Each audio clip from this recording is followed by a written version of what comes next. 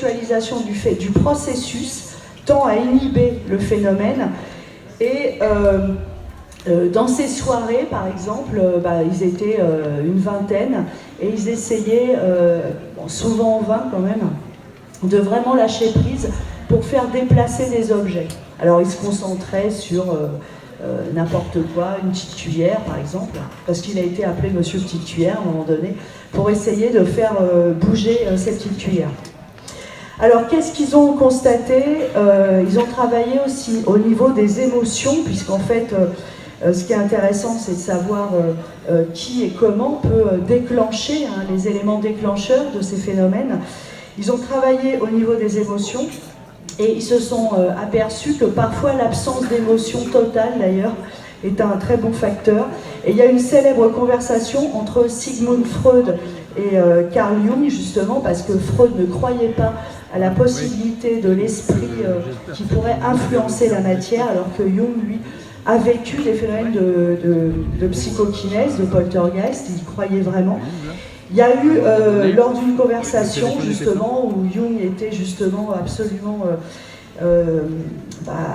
lui, il était impressionné par les travaux de Freud, mais il voulait le convaincre que ça existait. Et ils ont eu un phénomène avec des coups dans une armoire.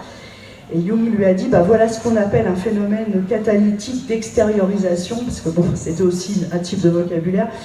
Et Freud a répondu, ah oui, mais ça c'est de la pure sottise. Donc voilà, c'est assez... donc il parlait justement, ils ont beaucoup travaillé sur les émotions. Alors il y a quelque chose par contre, nous on l'a constaté de façon empirique, c'est l'attitude ludique. Alors je sais que il est bon ton de dire qu'il faut être très sérieux quand on fait...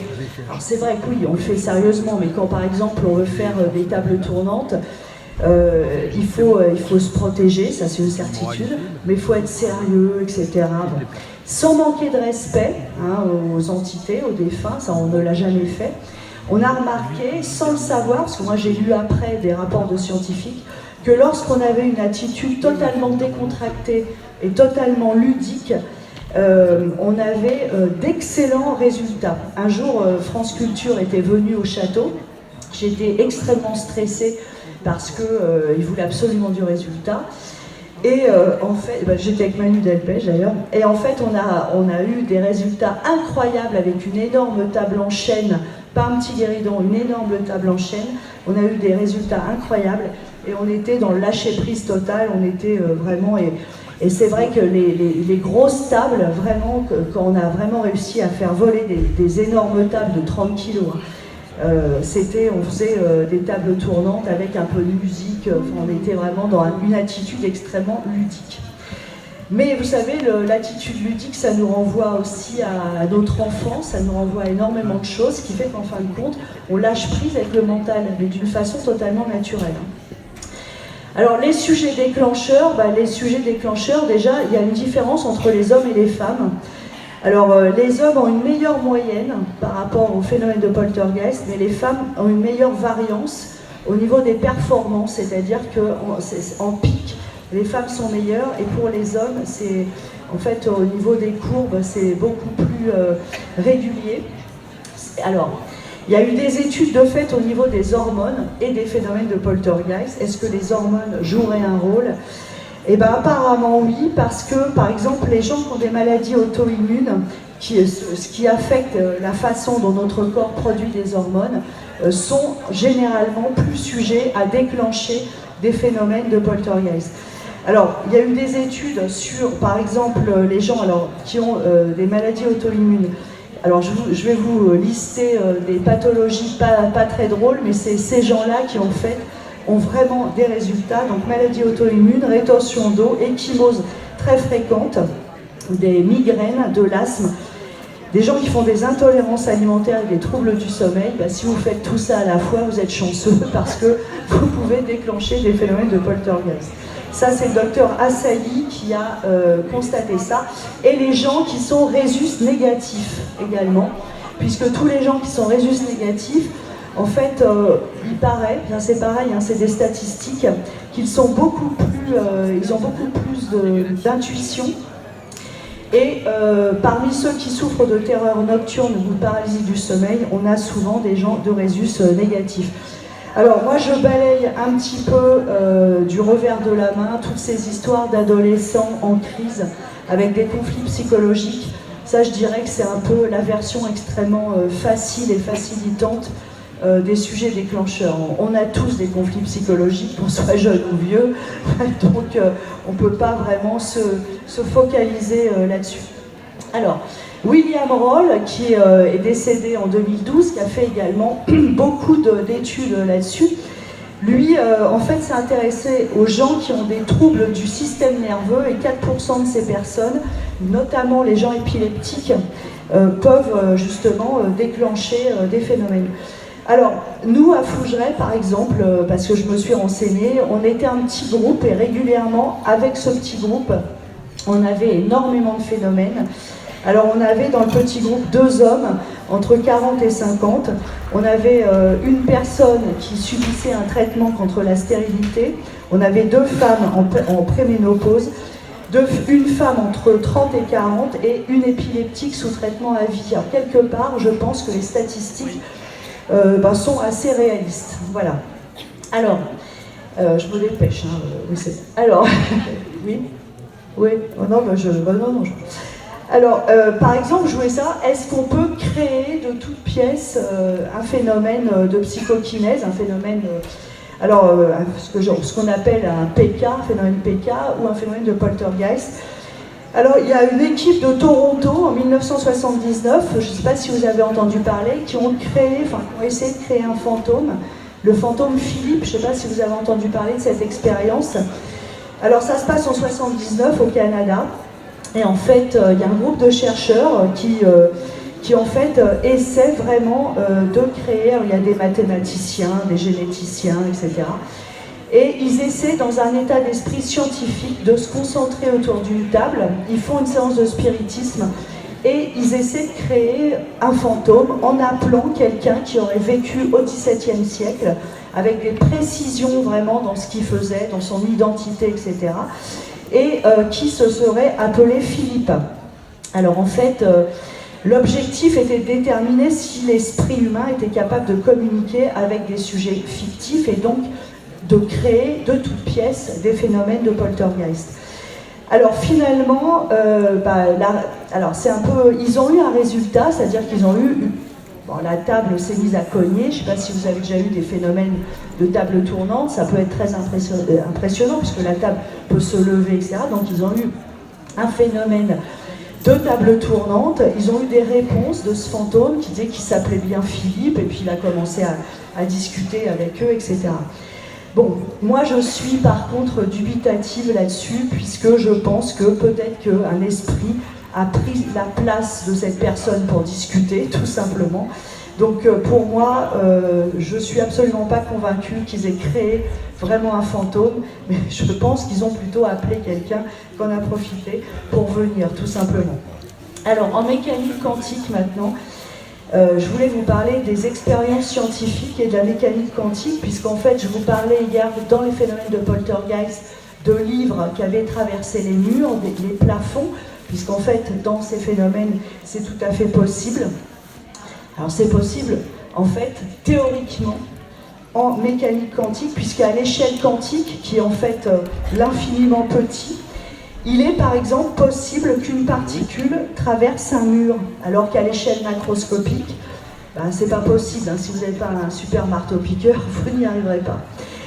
Donc, les physiciens quantiques ont également observé ils ont remarqué que les observateurs changent l'écologie du phénomène, c'est-à-dire que nous, observateurs, on change en fait ce qui est observable et observé. Donc notre regard, notre mental, notre intellect change ce qui est observé, c'est-à-dire va tout changer dans le fait de vouloir voir un poltergeist qui ne viendra pas parce qu'on veut l'observer en mécanique quantique. Si vous voulez voir le trajet d'un électron, par exemple, qui traverse, alors ils n'appellent pas ça des murs, ils appellent ça un puits potentiel, les physiciens quantiques, notre regard va changer les trajets des électrons, par exemple. Donc en fait, ça confirme le phénomène de l'élusivité, de ce que je vous avais dit hier, qu'il est très très difficile d'observer de façon objective et scientifique un phénomène d'un livre qui traverse un mur. Bon, nous on l'a vu, mais on ne peut pas l'expliquer. Et voilà. Alors, il y a eu des expériences, il y a un mini-lab, ils l'ont appelé comme ça, en 61, un mini-lab. C'est une association du Missouri, en fait, tous les vendredis soirs, ils ont créé un petit labo. Alors, ils se réunissent pour expérimenter la psychokinèse. Alors, ils ont eu des résultats, mais en 1965, le groupe se scinde en deux. Il y a une partie, ils sont persuadés que les phénomènes viennent des esprits. Ça, c'est la partie spirit, en fait, des expériences. Et il y a ceux qui pensent que c'est nos énergies qui sont responsables des mouvements d'objets. Bon, alors, personnellement, moi, j'opte pour une combinaison des deux. Je pense qu'il ne faut pas être aussi, monolithique. Il faut vraiment se dire que finalement, c'est plus subtil que ça et que nous, on a notre rôle à jouer, mais que peut-être on est aidé par justement ce que moi j'appelle les invisibles. Donc en 79, par contre, ce mini-lab, donc ces gens qui font des expériences, ils sont organisés pour faire des expériences tous les vendredis. Ils arrivent à lever un piano. Enfin, je veux dire, c'est quand même fou, quoi. Ils arrivent à lever un piano sans y toucher. Hein. Un piano, c'est, je sais pas, c'est plus de 100 kilos, ça c'est sûr. Ils arrivent à lever un piano. Alors ça se passe dans le Missouri. Ils arrivent aussi avec des boîtes scellées en verre à faire sortir les objets qui étaient dans les boîtes scellées en verre. Alors en 81, ils arrivent difficilement à filmer une téléportation, c'est-à-dire une disparition soudaine d'un objet qui réapparaît ailleurs, mais le film a été très attaqué, donc voilà. Et il y a eu également le Peer Project. Alors le Peer Project, c'est à Princeton, aux États-Unis, à la fin des années 70, et le but de ces expériences était d'identifier si la conscience humaine peut produire des parasites dans les matériels, enfin tout ce qui est matériel électronique. Alors ça, je peux vous dire que oui. Alors le Peer Project, par contre, à partir de 2007, il a coulé parce qu'il n'a plus été financé. Alors, il y a eu des théories. Alors, par exemple, en géophysique, on dit oui, mais c'est les bruits, les coups, les objets, c'est des tremblements de terre qui les produisent, ou des cours d'eau souterrains. Bon, moi, je suis pas d'accord avec tout ça. Enfin, pour les avoir vécus, non. Alors, ce qu'il faut voir par contre, c'est que la physique quantique, c'est juste une expérience de pensée, hein. Ce sont que des théories. Je ne sais pas si vous connaissez la fameuse expérience du chat de Schrödinger, qui en mécanique quantique est à la fois, si vous ne connaissez pas, vous taperez chat de Schrödinger sur Internet. C'est une expérience en mécanique quantique, et à la fin, le chat est à la fois mort, à la fois vivant. Bon, les gens qui font de la mécanique quantique sont des gens très intéressants, mais c'est extrêmement compliqué, et Richard Feynman, qui était quand même un des maîtres en mécanique quantique, physicien américain, a quand même dit « Si vous pensez comprendre la mécanique quantique, c'est que vous ne la comprenez pas. » Bon, moi je la comprends pas toute, donc peut-être que finalement je la comprends, je sais pas. Donc voilà, alors j'ai fini. Par contre, je voulais juste vous préciser, je sais pas si vous avez remarqué que dans les scientifiques que je vous cite depuis hier, il y a uniquement des anglo-saxons, anglais et américains, et des allemands. Alors moi je pense que, moi je vous parle en tant qu'historienne, enfin j'ai pas fait mon doctorat d'histoire sur les phénomènes PK, j'aurais peut-être dû, mais en tant qu'historienne il faut penser les mentalités sur le temps long, hein. Le temps court, vous n'aurez aucune analyse fiable. Il faut penser sur le temps long, et au niveau du temps long, ce qu'il faut voir, c'est qu'au niveau des Anglais, Henri VIII a rompu avec le pape parce que lui divorçait à tour de bras. Donc ils se sont complètement affranchis en fait du dogme. Et l'anglicanisme, il y avait des femmes évêques, etc. Et les Allemands se sont affranchis aussi du pape avec Calvin et Luther.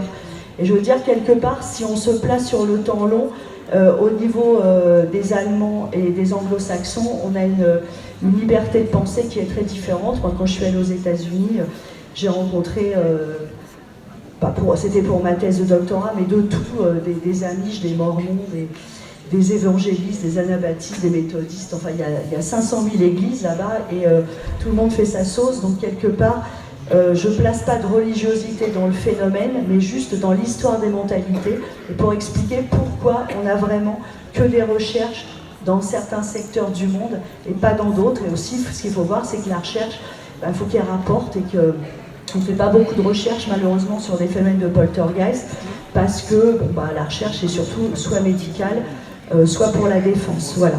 Bon écoutez, merci en tout cas de m'avoir permis de terminer. Merci beaucoup.